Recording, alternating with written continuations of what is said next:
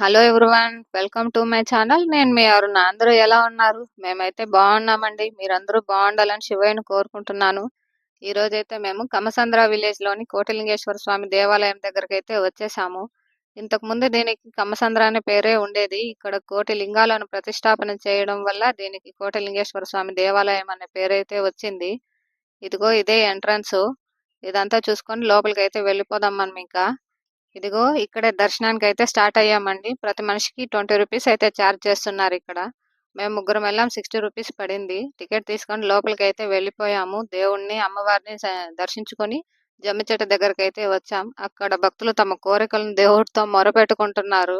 ఇదంతా చూసుకొని మేము బయటకు వచ్చేసాము.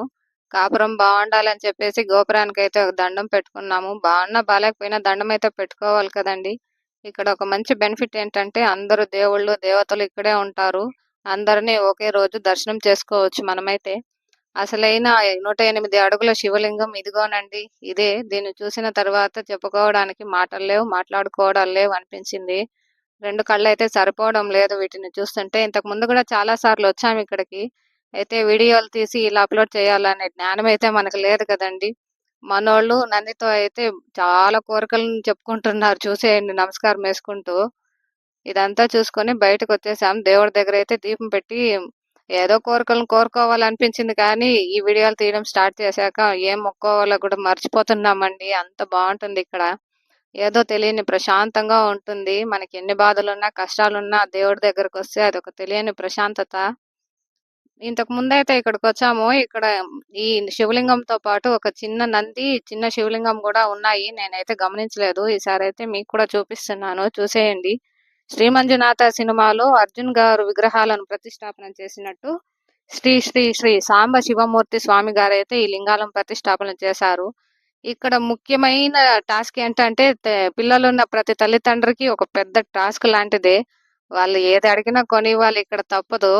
ఏంటంటే ఇక్కడ విజిటింగ్ ప్లేస్ కాబట్టి ఇక్కడ ఎంఆర్పి కంటే ఎక్కువ ఛార్జ్ చెప్తున్నారు. రేట్లన్నీ చాలా ఎక్కువగా ఉన్నాయి. ఇవన్నీ చూసుకొని వచ్చాక మా వాళ్ళైతే గుర్రపు స్వారీ చేస్తున్నారు.